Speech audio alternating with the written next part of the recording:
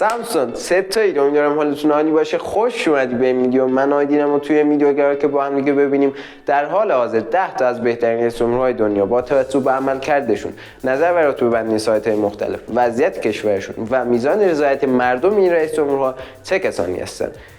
باید بهتون بگم چون بعضی از کشورها رو نخست وزیر اداره میکنه، ما توی این اسامی نخست وزیر هم داریم. پس لایک و ساب یادتون نره. ادامه ویدیو رو با من همراه باشید. شماره 10 نخست وزیر دانمارک مته فردریکسن. فردریکسن 45 ساله هستش و ایشون در سال 2002 جایزه نینیا بانگ را به دلیل نشان دادن شجاعت سیاسی دریافت کرده و همچنین فردریکسن در سال 2019 به عنوان نخست وزیر دانمارک انتخاب شده و طی این سالها واقعا عملکرد بسیار رضایت بخش رو داشته و همچنین دانمارک زیر نظر نخست وزیری فردریکسن از لحاظ اقتصادی بسیار پیشرفت کرده و در حال حاضر دانمارک جزو بهترین کشورهای دنیا به حساب میاد.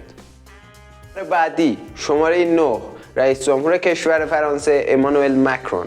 مکرون از سال 2017 به عنوان رئیس جمهور کشور فرانسه خدمت میکنه و مکرون قبل اینکه رئیس جمهور بشه بانکدار بوده و در رشته فلسفه از دانشگاه فارغ التحصیل شده و همچنین مکرون دارای 2 مدال ملی به نام‌های گرند کراس ملی از فرمانده لیژون دونور و گرند کراس از مدال ملی لیاقت هستش و فرانسه زیر نظر امانوئل مکرون از نظر اقتصادی در رتبه 6 دنیا و از نظر نظامی در رتبه 5 دنیا قرار داره.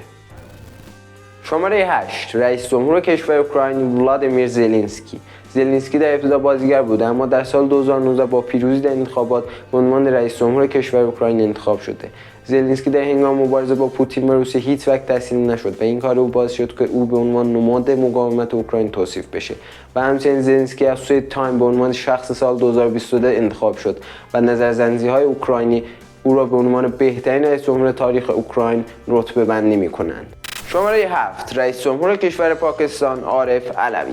عارف علوی سیاستمدار و 13مین رئیس جمهور کشور پاکستان است که فعالیت خودش رو از سال 2018 شروع کرده و طی این حدوداً 5 سالی که رئیس جمهور کشور پاکستان بوده، پاکستان همیشه از نظر اقتصادی رشد کرده و سال نبوده که وضعیت اقتصاد پاکستان نامطلوب باشه.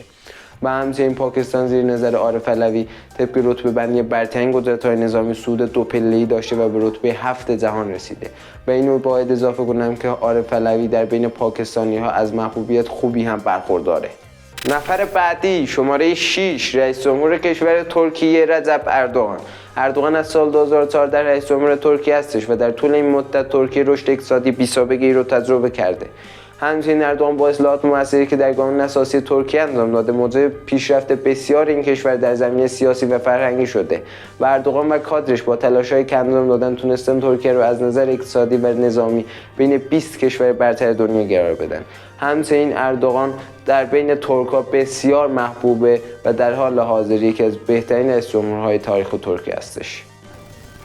شماره 5 رئیس جمهور کشور فنلاند ساولی نینیسته. نینیسته از سال 2012 رئیس جمهور کشور فنلاند هستش و در طی این 10-11 سال فنلاند رو به کشوری تبدیل کرده که هر فردی دوست داره در فنلاند زندگی کنه.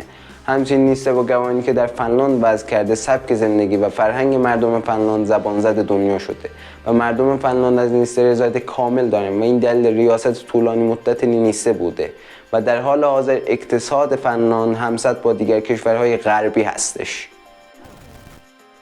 نفر بعدی شماره 4 رئیس جمهور کشور آلمان فرانک والتر اشتاینمایر. فرانک فعالیت خودش رو از سال 2017 به عنوان رئیس جمهور کشور آلمان شروع کرده و در حال حاضر با تلاش‌های خودش و کادرش آلمان میتونه موازنه قدرت توی دنیا رو تغییر بده. همچنین با گمانی که فرانک در آلمان قرار داده در کشور آلمان فساد اقتصادی دیده نمیشه و همین کار رو باعث شده که فرانک به یک فرد بسیار محبوب در بین آلمانی ها تبدیل بشه و در حال حاضر آلمان از نظر اقتصادی در رتبه 4 دنیا و از نظر نظامی در رتبه 9 دنیا قرار داره. شماره 3 رئیس جمهور کشور روسیه ولادیمیر پوتین. پوتین از سال 2012 رئیس جمهور روسیه هستش و اقدامات مثبت و منفی بسیار زیادی برای روس‌ها و روسیه انجام داده که باید برای اقداماتش یک ویدیو اختصاصی درست کنیم، اما نتیجه این اقدامات کاهش 50% فقر و رشد بسیار زیاد اقتصادی بوده که موجب رضایت روس‌ها از زندگیشون شده. اما در 1-2 سال اخیر اشتباهات پوتین بسیار زیاد بوده که موجب کاهش محبوبیتش بین روس‌ها شده. شماره 2 نخست وزیر کشور کانادا جاستین ترودو. جاستین از سال 2015 نخست وزیر کانادا هستش و جاستین در شروع کار خود کاهش مالیات برای قشر متوسط و بالعکس افزایش مالیات برای قشر ثروتمند را اعلام به اجرا کرد. همچنین ترودو دارای یکی از محبوب‌ترین و درخشان‌ترین کارنامه‌های کاربینی نخست وزیرهای کانادایی بوده و با اقداماتی که انجام داده کانادا در حال حاضر جزو بهترین کشورهای دنیا به حساب میاد. همچنین مردم کانادا از جاستین رضایت کامل دارن و از لحاظ قلبی واقعا دوستش دارن. و نفر اول یعنی بهترین رئیس جمهور حال حاضر دنیا، رئیس جمهور کشور چین شی جین پینگ. شی جین پینگ از سال 2013 رئیس جمهور چین هستش و ایشون با گمانی که در کشور چین قرار داده چنان سیستم کمونیسم بی‌نقصی رو انداخته که میشه گفت تمام ملت چین از این وضعیت راضی هستن. خیلی جالبه، چین بیش از 1 میلیارد نفر جمعیت داره و بیش از 90% این جمعیت از وضعیت کشورشون و عملکرد رئیس جمهورشون راضی هستن.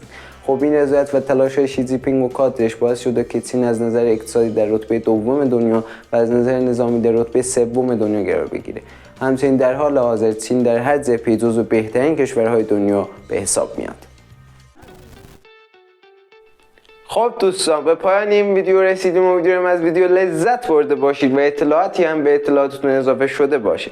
پس اگر که میخواید از اخبار و اطلاعات مختلف مطلع باشید، حتما کانال ما رو سابسکرایب داشته باشید و این ویدیو رو لایک کنید، یک کامنت هم واسم بذارید. پس دوستان تا ویدیو دیگر، فعلا خداحافظ.